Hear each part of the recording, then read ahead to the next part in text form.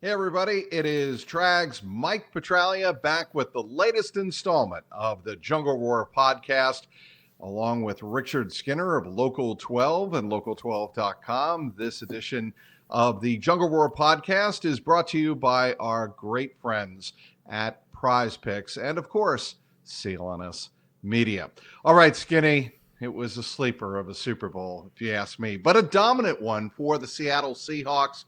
They take home their second Vince Lombardi trophy, exercise some revenge, if you will, for the crushing 28-24 loss back in Super Bowl 49. They beat the Patriots by a score of 29-13 out in the Bay Area on Sunday afternoon. One of the single most dominant defensive performances in Super Bowl history, if not the most dominant defensive performance, certainly right up there with the Chicago Bears, ironically hammering the New England Patriots back in Super Bowl 20. That's what kept going through my mind. You had one team on the field in the Seattle Seahawks that looked prepared to play to its strength, which is its defense, and another in the New England Patriots with a quarterback there for the first time, both quarterbacks there for the first time, but in second-year quarterback Drake May, he looked overwhelmed and overmatched, perhaps injured by with his shoulder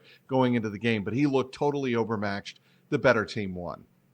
It looked like Jared Goff did the year that Jared Goff and the Rams lost to the Patriots. Totally overwhelmed to your point. This Seattle defense, Mike, I think they went 14-1 to finish the season. And that defense, they wound up giving over 300 yards last night, but it never felt like that. I think New England had less than 100 yards going into the fourth quarter. I think 84 to be exact. In the stretch of 15 games in which they finished 14-1, only 4 teams went over the 300-yard mark on them. New England last night, and they did a lot of it in garbage time. The Rams twice, and Arizona barely got over it another time. That shows you how dominant that defense was for such a long stretch.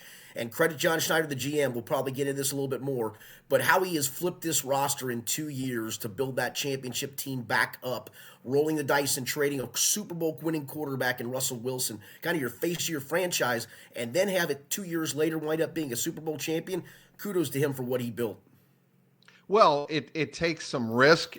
It takes some foresight to go ahead and do what John Schneider did. But that's the kind of dynamic leadership you need. We talked about it the last couple of years with Howie Roseman of the Philadelphia Eagles. He is certainly super aggressive, not afraid to turn over a roster, not afraid and go spend to the cap and perhaps beyond, and then worry about the ramifications a little bit down the line if it gives his team in a particular window the best chance to win, which brings us to the Bengals. Obviously, the Bengal fans would like to see, obviously, Duke Tobin, Troy and Katie Blackburn and Mike Brown go out and do that. When I watch a team like Seattle, I wonder if the Bengals have it in their DNA to turn over the roster or go out and address free agency aggressively like they need to. They did it in 2021, and it turned out to be a Super Bowl team, right? So they have done it, and it can be done, and they need to do it again. But it's not just that; it's the risk of, and I'm not here to tell you to trade Joe Burrow by any stretch of the imagination, but it's the risk of trading your franchise quarterback. And granted, he was older and showing some signs of wear and tear and all of those things. But then trading your best weapon in theory. I know you had JSN on the roster already, but they traded DK Metcalf, and one of the picks they got back turned out to be Nick Emenwari, the rookie safety, who was outstanding last night. They've drafted smartly Devin Weatherspoon, Byron Murphy. They've just done such a good job of building that roster, and they've done it with some risk, as you pointed out. Willing to make a trade, willing to trade a star player for draft capital, willing to trade your franchise quarterback. Again, I'm not going there with Joe Burrow, mind you, but I'm just saying the risks he took. Getting a defensive-minded coach in a day and age when most teams are looking for that new hot offensive play caller, he decided, nope, I'm going to flip the script on this. I'm going to hire a defensive coordinator from Baltimore, Mike McDonald, who's a defensive-minded coach. I read somewhere this morning, and it's a good point. I mean, it feels like he zags when everybody else zigs. I mean, or he zigs when everybody else zags, however you want to put it. That's a great GM, and it is a big difference between what we have in Cincinnati and what Seattle has. I watched that game last night, and I kept thinking to myself, not only did it look like Drake May was in over his head, but a more dynamic offense, which the Rams certainly were, which the Bengals, I think, are. All of their failings of this year aside, when the Bengals are at their best, they show that they are still one of the most dynamic offenses in the National Football League. A team like the Bengals give the Seattle Seahawks a much better game offensively and challenge the upper end of that defense or the back end of that defense more than I think Drake May and the Patriots could. Well, and it's also two quarterbacks. Drake May's not in that upper echelon tier yet. He might get there sooner rather than later. He had a fantastic year. Obviously, he was in the conversation for most valuable player, and rightfully so. But you also have a Joe Burrow who's seen and done a lot. You have Matthew Stafford who's seen and done even more. So I think that's part of what that's why the Rams, again, in the last 15 games, only 4 times has a team gone over 300 yards against the Seattle defense. 2 of them are the Rams. So, that just tells you right there that Matthew Stafford and a dynamic offense can give Seattle trouble, but there's just not a lot of those offenses around. Right. And obviously the Bengals couldn't get out of their own way defensively. Yep. And that's why, let's not sugarcoat this. Well, one more thing too, Mike. And as much as we're going to point to Seattle's offense, and rightfully so, or Seattle's defense, their offense averaged 32 points per game in the playoffs. Their lowest point total in their 3 playoff games, or postseason games, if you will, came last night when they scored 29 points. They show they can do it running the ball. They show they can do it with the screen game. They show they can do it down the field with JSN. Sometimes Sam Darnold's evil twin shows up and he makes a lot of mistakes, but at times he looks as good as any quarterback in the NFL. So I don't want to get their offense discounted either, because it was an offense that had great success during the season. Look, the defense was the story. There's no question, because if you just put on the film and turn off all the sound and just watch, they popped off the film, especially for 3 quarters. And as I mentioned, during that 15-game stretch. But that offense, it's not dynamic, but it's really darn good. Well, how about this? They lose their best weapon in Jackson Smith and Jigba, right, pretty much for the entire game, and they still put up 22 points. 22 points, yeah. Because one was a pick 6. But all of that being said, they were able to dominate the game with a complementary style that was running the football with Super Bowl MVP Kenneth Walker, who should have had a touchdown. It's a terrible hold, but it was a hold. So that TD late in the game for Kenneth Walker came back. But they were able to use Kenneth Walker effectively, I thought, and they, for the most part, kept Sam Darnold out of trouble. There were 2 to 3 plays in that game where the Patriots could have made an interception or picked off the ball, where Darnold made just not good decisions and they couldn't capitalize. And to me, that's why the Seattle Seahawks were able to win the game. That and the dominant defense. You used the word, it was used by Zach Taylor a lot this year. It's complementary football. Throw in their special teams too, because the field goals added up over time in that football game. You had to have those as well. That was a true championship team. They maybe didn't feel like it all year because, they didn't make the playoffs last year. They did go 10-7, but started off slowly this year. They were 3-2 at one point, and they just, I guess because they play out west, we don't see them a ton, right? But they just kept building week after week after week. And when you look back on this season, they were the best team from regular season through the playoffs, and that doesn't always happen that way. All right, I want to move on to some Bengal-centric news, Skinny. Yep. Speaking with Richard Skinner of Local12 and Local12.com here on the post-Super Bowl 60 edition of the Jungle Roar podcast, brought to you by Prize Picks. Judy Battista of the NFL Network had a kind of a notes report on Sunday before the Super Bowl. One of her tidbits, Bengals could franchise tag Trey Hendrickson.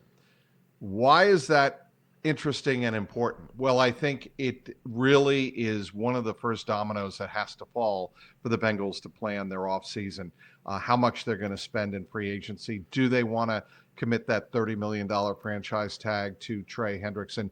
Do they want to tag and trade him and get maybe a draft pick, let's say a 4th rounder for him heading into the draft, which is crucial this year? There are a lot of different ways that the Bengals could go. I think it would make a lot of sense for the Bengals to tag and trade him. Nope. Why not? Here's why. You're going to expose yourself to the liability of $30 million. Who's going to take on that contract? He won't get any more than $20 million average value on the free agent market. I think he'll be lucky to crack $20 million. Who in the hell is going to overpay for a 32-year-old defensive end coming off surgery? Nobody. That's who. And so if you expose yourself to the $30 million liability, I just can't imagine a team takes that on. I just can't. Well, but if you do, you have a cost certainty built in, knowing you have one of you. Now, Ugh, you only ugh. do that. You only do that, Skinny, if you still think Trey Hendrickson can play, maybe not even at a 17 and a half sack a year level, but let's say 10 sacks a year. You're going to need production at that level. And Trey Hendrickson, the What risk I know is becomes, what I know is he's coming off surgery and he's 32 he's years coming old. off surgery, correct. So I'm not exposing myself to that liability. No. If so they do you that, just don't touch them and let them go. because I don't see any team willing to pay that value in the tag and trade scenario. Listen, if I were to tag him, the best option is to trade him. I will fully agree with you on that part. Right. But I'm not going to expose myself to the $30 million liability. So you don't see there being a market for Trey Hendrickson? I just not at $30 million. I don't. I just don't see that being. I just can't imagine a team would be that stupid to expose themselves to that kind of money for a guy coming off of surgery who really wasn't even very good in the 7 games he played last year. Despite the surgery. So let me throw you out this scenario. There's a team out there that's willing to spend that $30 million for 1 year, take a flyer on Trey Hendrickson. A team that's close, perhaps, that needs an extra edge rusher, and Trey Hendrickson could fit that bill. And for that team, that $30 million is not as big of an expense. And I understand that. But there's a team out there desperate, figuring, look, go out, take this chance on Trey Hendrickson. If he works, he's our key to going deep in the playoffs with a defense that's on. I can't even think of a team right now, but a team with some Baltimore, for instance. I mean, I don't know. I could see a scenario where a team takes a 1-year flyer on Trey Hendrickson. Now, at $15 million. The issue with Trey Hendrickson is in the division, nobody's going to want to give the Bengals a draft pick back. Well, again, if I'm going to tag him with the idea of trading him, I better find my trade partner right now, today, before I wind up tagging him. I'm not going to tag him and then go, okay, now we're open for business. Right. You better fair. have that buttoned up by the time you decide to tag him and trade him. So, if you are Duke Tobin and you are Katie Blackburn, what are you doing with Trey Hendrickson? Bye-bye. Just letting him go. You will get a compensatory pick back, although that compensatory pick will be wiped out because you're going to be active in free agency, so it'll probably be a moot point. I'm just letting him go. Listen, he had great success here. You didn't obviously plan on him for more than this year, unless you were planning to tag him when you made the deal you made for 2025. It felt like a 1 year. Let's all ride off in the sunset together. Let's hopefully take this to the postseason and go as deep as we can. And we have our pass rusher, and it didn't work out that way. And I'm not going to expose myself to $30 million for a guy coming off surgery at that age. I'm just not. I just can't imagine there's a team willing to do that. I know there's people listing him as the top free agent on the market. I don't see it. I just don't see it. Not at this age. Not coming off surgery. Usually, a top free agent on the market doesn't have injury questions at his particular age, like Trey Hendrickson does. And that is the concern for any general manager going into a scenario like that. The only way you could sell it is if it's to ownership, I think, of a team that's contending, is that it's a 1-year exposure. Correct. And if it doesn't 1 work year, out, 15 mil, 18 mil with incentives built in for snaps played. And that could, by the way, also, I don't know if it'll be that low, but it could be that the Bengals go into another situation where they give them, this is what we're willing to pay you for 1 year to go out and prove that you are healthy again and that you've got another 2 to 3 to 4 years in you. That could work out for the Bengals as well. I wouldn't throw out that possibility. No, possibility. Yeah, I don't discount that either. But first, you're going to let him try. He's going to try the market for sure. I mean, that's the thing. And again, maybe there is a team willing to pay his whatever he feels his market value is. I just don't think his market value is all that high at this point. He is Richard Skinner of Local12 and Local12.com. Well, the big game is over, and now it's time to shoot your shot on Prize Picks and get $50 instantly in lineups when you play your first $5. That's right. Prize Picks is now giving you $50 in lineups when you sign up and play your first $5. Prize Picks makes every dunk, every dime, and every board that much more exciting. So don't miss out on this chance to get started on America's #1 app for sports picks. Prize Picks is simple to play. Just pick more or less on 2 to 6 player stat projections. If you get your picks right, you could cash in. Pick from all of your favorite sports, anything from basketball, baseball, hockey, UFC, soccer, college basketball, tennis, golf, esports, and more. There's also a new feature that's come along on Prize Picks. Prize Picks now has early payouts. If your player gets off to a hot start, you now have the option to cash out those winnings before the game even finishes. Download the Prize Picks app today and use the code CLNS to get $50 in lineups after you play your first $5 lineup. That's code CLNS to get $50 in lineups after you play your first $5 lineup. Prize Picks, it's good to be right. Back with Richard Skinner of Local12 here in Cincinnati. That's always crazy season when the Super Bowl rolls around. And one of those crazy stories that comes up and will come up as long as he's on the Cincinnati Bengals is, will there be trade offers and requests for Joe Burrow? Of course there'll be calls. Sure. Are you interested in trading Joe Burrow? No thanks. Click. Yeah. That will be the response from the Bengals. Here's what I'll take for Joe Burrow, said Duke Tobin. I'll take your 2026 draft and your first round picks in 27, 28, 29, and 30. Sure, I'll trade Joe Burrow if you want to give me that haul. Let me go back. When was it? The Mike Ditka, New Orleans Saints. Yes. What he had offered. The Achilles Smith draft. The Achilles Smith draft. Yes. Would that get it done? No. Man, I don't. I guess I would say this. I'd say no, but go ahead. If you're not willing to give that up for the third pick in the draft, which Achilles Smith was, I'm not giving that up for Joe Burrow, a proven commodity. Correct. But we just have to get. No, I'm not giving Joe Burrow up for that. Yeah. No, I understand. We just have to get through the crazy season. Yes. When I hear stories like expect to see Joe Burrow's name come up a lot this offseason, in what context? In what world would the Bengals rationally trade away in the prime of his career? You just signed Jamar Chase and T. Higgins to give your franchise quarterback 2 weapons. It's been well documented. They've spent over $500 million on 3 players. You're not going to trade away the most important piece to 2 of them.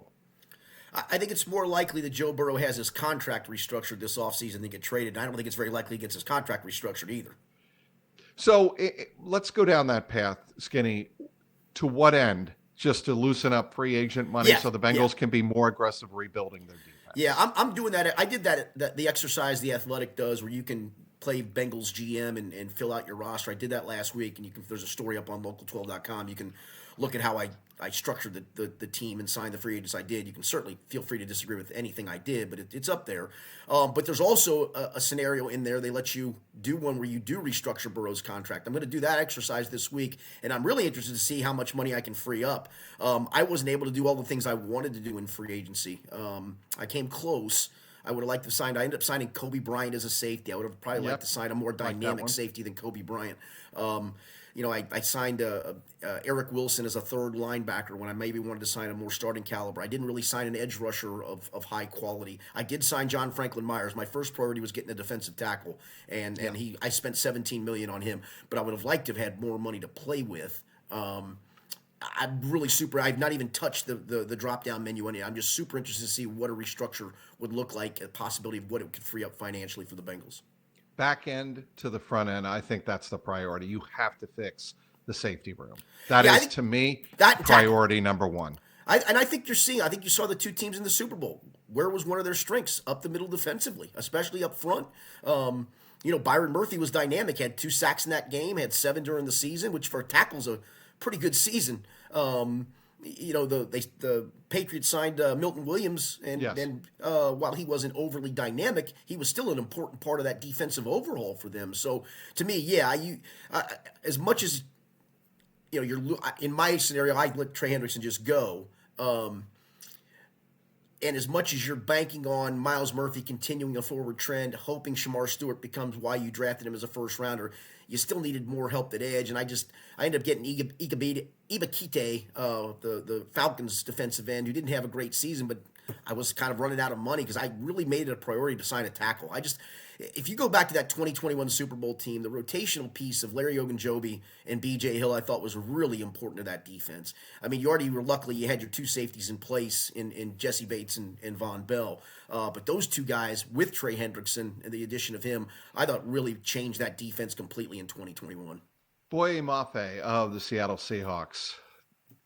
He's a name, and James Rapine of all Bengals, of BengalsTalk.com and SI.com brought that name up. That intrigues me. Yeah, no, I agree. I think he was out of my price range, unfortunately, but he was certainly somebody that was on my radar. Like I said, if I could have freed up some more money, he would be on my radar. I mean, are we looking at Trey Hendrickson money for him over a long period, over multiple years? I don't think that kind of money, but it'll be. I mean, we saw the defensive end market explode last year, so I honestly, I'm not sure where I could predict where it goes. I would have never guessed it went to where it went to last year. The Browns really screwed the pooch when they did that. They screwed everybody over. Yeah, they got the defensive player of the year buttoned up in Myles Garrett, but what did it get them? It got them a 5-win season, a 6-win season. They really, I think they overspent, even though he's a great player, and it set the market, and the market went haywire after that. What about trading for a guy like Max Crosby? You hear that out there in conversations and online, on social media. Max Crosby. It intrigues me, but I go back to I gotta have at least one defensive tackle who can pressure the passer. Maybe I get it through the draft. That'd be great. That's a depth piece. I'm not counting on that. I need a proven guy who can get to the passer. That's going to cost me money. We know they need at least one starting caliber safety, if not a third rotational piece to add to the mix. They need a slot corner. Some of this you can do through the draft, but it's going to cost you some money. So if you do trade for Max Crosby and you have to take on the salary cap hit, how much of that eats up your available cap space that you need to do to overhaul the defense as it is? Intriguing player for sure. I just go back to the whole cost part of it. Is it just too much when you have so many other things you have to? I wish the only piece they needed to add to this defense was an edge rusher to put them over the top. But I think you agree, Mike, they need so much more than that on that side of the football. So if they don't get Caleb Downs, Peter Woods out of Clemson. Yep. I did 2 mock drafts last week. Unfortunately, Mike, the simulator I used, David Bailey, Reuben Bain, and Caleb Downs were all off the board. So I did 2 of them because I just want to see which way they went. And in the first mock I did, I used what simulator did I use? I used the Pro Football Network Draft Simulator. Peter Woods was my pick for the reasons we talked about it. He can play nose. He can play. He can play in the gap. I just think, but I can't fully count on that. I got to have somebody proven. I want him to be my rotational developmental piece. Who, if he pans out like I expect the first round pick to pan out, well, so much the better. Now I got multiple sides. The problem I think the Bengals fall into, and it's one of the reasons I think a lot of people are worried about whether or not the Bengals can get it done, is whether or not anybody on the roster can step forward and be a pressure piece up the middle on the defensive line. Maybe Chris Jenkins. I think the Bengals are putting a lot of chips in the Chris Jenkins Jr. Basket. He comes back from injury, and he has a year this year, kind of like Myles Murphy had for the final 7 or 8 games of this past season. Yeah, in the scenario I did in The Athletic, I actually cut both TJ Slate and BJ Hill to free up some money, and I had Chris Jenkins listed as my third tackle, my third interior defensive lineman. And I went out. I mentioned I signed John Franklin Myers. Then actually, I believe I plugged a draft pick, and I can't remember who I took in that simulation. I took a kid out of I took Christian Miller out of Georgia to be my nose tackle. I figure I can plug and play a nose tackle type guy in there. But yeah, I think the more the merrier in there. I'm not going to put my eggs in Chris Jenkins' basket. I hope you're right, and we saw that from Myles. You're right, 3rd year for Myles, and it took probably half the year of the 3rd year to get going. Once he did, though, I mean, I feel like you have. I don't think he's a dynamic piece, but he's certainly a solid piece. At the reliable piece. Yeah, reliable piece. Good word. With a chance to even be more than that. I just don't know what Chris Jenkins does at the moment. He just hasn't done anything in 2 years, to be honest with you. K'Lavon Chaisson, the defensive end for the New England Patriots. Jalen Hawkins, a safety for the Patriots as well. They are two names. They played in the Super Bowl. Are they two names that the Bengals should prioritize anyway? Yeah, as I mentioned, yes. Again, it comes down to the financials of it, though, and that's where, again, when I started running out of money, I very quickly had to pivot and say I got to get a starting caliber safety, and Kobe Bryant was in my price range. So Hawkins is in the mix. Kyle Duggar may be in the mix, but again, a couple of those guys may just be a tad bit too expensive. I just need a good, reliable starter at safety. Bengals don't value the position. I don't need an impact. I need a playmaker. I need a playmaker. All right, give me reliable, because what you have right back there now is you do have a potential playmaker in Jordan Battle. The highs of Jordan Battle, I think you'll agree with Mike, are really high. In the box, he's a playmaker, but I need somebody all around the field. I hate bringing up this name, but since we have talked about Caleb Downs a lot and a lot of other people, is Ed Reed. I need an Ed Reed who's flying literally all over. There is a great clip, and it was a great clip last week before the Super Bowl, of, I forget who the coach was, it might have been Belichick actually, who pointed out that Peyton Manning, he was reading Peyton Manning, Ed Reed was, and he read the middle of the field. He spun around and played a guy on the weak side and picked off the pass. And Peyton Manning later said, either after the game or later that season, when they played him again, I never saw him. I never thought anybody where he started pre-snap would wind up in the spot he did to make that interception. That is the kind of player that we don't we've talked about it a little bit with Jesse Bates, but you want a player like that who can change the game with. Yeah, sure you do. But there's none of those guys in free agency that are Ed Reed. I mean, maybe there's a guy in the draft like Caleb Downs, but you got to have Caleb Downs fall to you. So to me, again, just get me reliable at the moment. If you draft a Caleb Downs because he fell to you and he becomes Ed Reed, hallelujah. I mean, Ed Reed's in Canton for a reason. There's no Ed Reeds out in the marketplace. There's no Ed Reeds in the marketplace. I understand. Are there Kyle Hamiltons out there? Is that Caleb Downs? No, I don't think. I think it's Caleb Downs can be that guy. Yes, absolutely. But again, you got to get lucky. As I mentioned in this simulator, I looked at 10 first-round mock drafts last week for a story I did just to kind of sample them. And Caleb Downs, I think Bailey and Bain were off the board in 9 of the 10. Downs was on the board in 4 of the 10, and I think I took Downs, or Downs was the selection on 4 of those because he fell to the Bengals in those. So 4 out of the 10 first-round mock drafts took Caleb Downs. So it's conceivably falls there. The league doesn't seem to value that position, especially when it comes to draft. Like, Kyle Hamilton was a dude, and for whatever reason, Kyle Hamilton fell to late in the first round because he's a safety. And I think that I hope the Bengals. I hope when it comes to 10, if he's on the board. And I'm just going to assume, for argument's sake, Bailey and Bain are off the board, that they don't try to get too smart for their own good. They don't look and go, well, he's only 6 feet, 190 pounds. He doesn't run like a jet. I don't care. All I watch him do on Saturdays is make plays for a team against high-level competition. He's the best player on the field almost every game he's on the field. He's just a football player. That's what Kyle Hamilton is. You saw that last night with Nick Emenwari. You saw that with, actually, he's more of a cornerback, but Devin Weatherspoon, how much they used him in blitz situations last night and how much he affected the game. Just give me a football player. Don't give me Reek Woolen. He got burned again. No, don't give me. I don't need that cat. I texted you during the game. I saw with regard to that. Yes, and you didn't reply, so I didn't know if you were otherwise occupied or it might have been a time when I was half in the bag too, Mike. I was going to let you say that. I wasn't going to go there, but all right. Trey Brown, assistant general manager of the Cincinnati Bengals. His name has come up before for other jobs around the National Football League. And now Alec Lewis of The Athletic has a report out there that he could be one of 12 potential candidates to replace the vacancy created when Minnesota fired GM Kwesi Adolfo-Mensah last month after a very disappointing season. I don't know if it's fair to say, but Adolfo-Mensah, I think, got fired for Sam Darnold. I think he did too. There was a great story in The Athletic that kind of took you behind the curtains of some of that stuff. This is a guy who was a former Wall Street broker who kind of got into football through the analytics side of things from the Browns organization of all places, and he did kind of roll the dice on the Sam Darnold move, and it sounded like the coaching staff really didn't trust him when it came to personnel decisions any longer.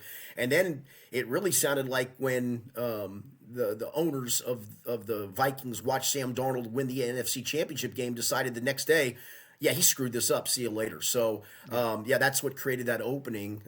Sounded like everybody seemed like he was a very nice guy. He just sounded like the dude was in over his head. The only thing for Trey Brown, and I know he's highly regarded, at least that's what we hear, right? I don't know him well. I don't think you know him well.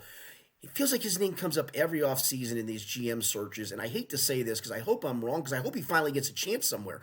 But he always feels like a Rooney Rule guy to interview.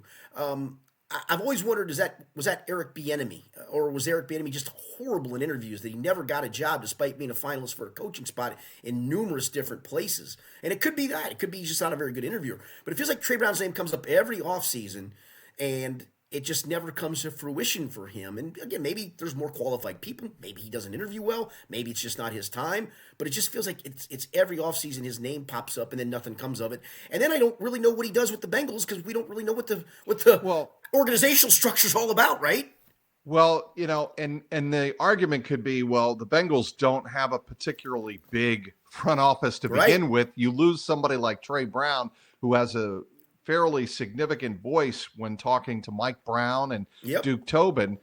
But the way I look at that is they don't listen to a lot of people to begin with. And I think Duke, and Mike Potts and Steven Radicevich, yes, thank you, are the two main voices to Duke Tobin, right?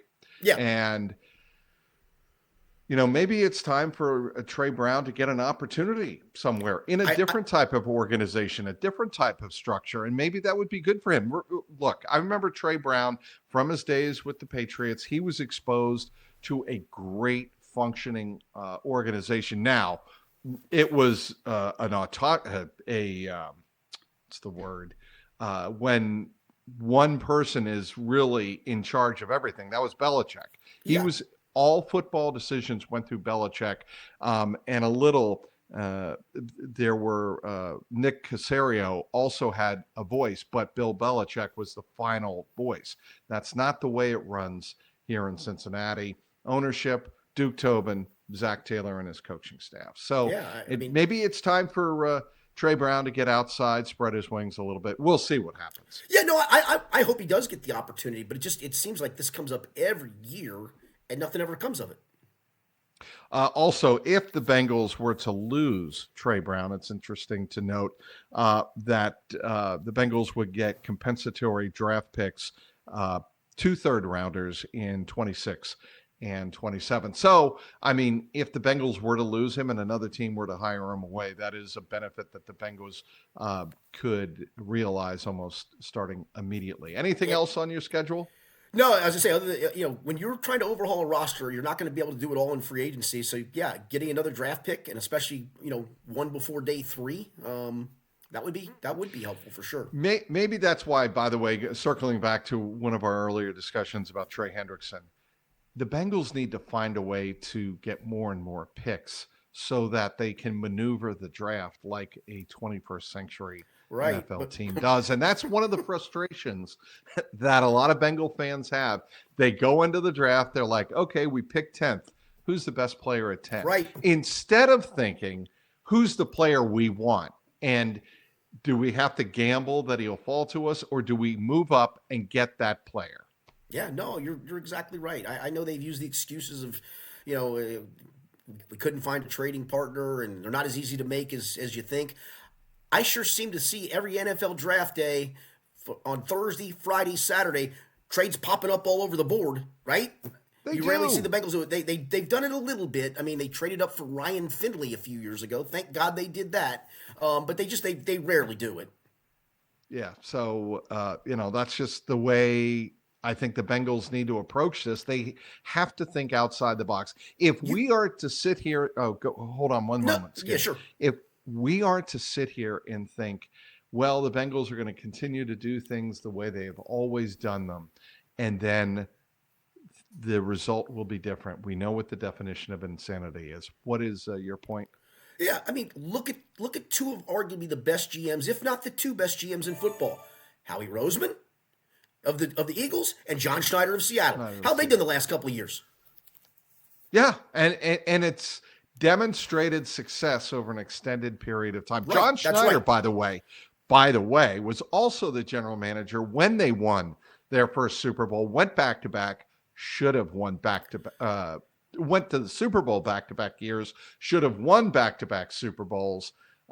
We know why they didn't, but he has seen now two different iterations of a very successful football model. You're right.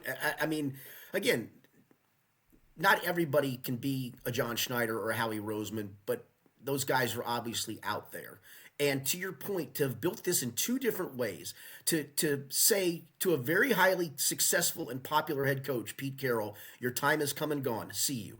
To your face your franchise and the quarterback, Russell Wilson, we're trading you.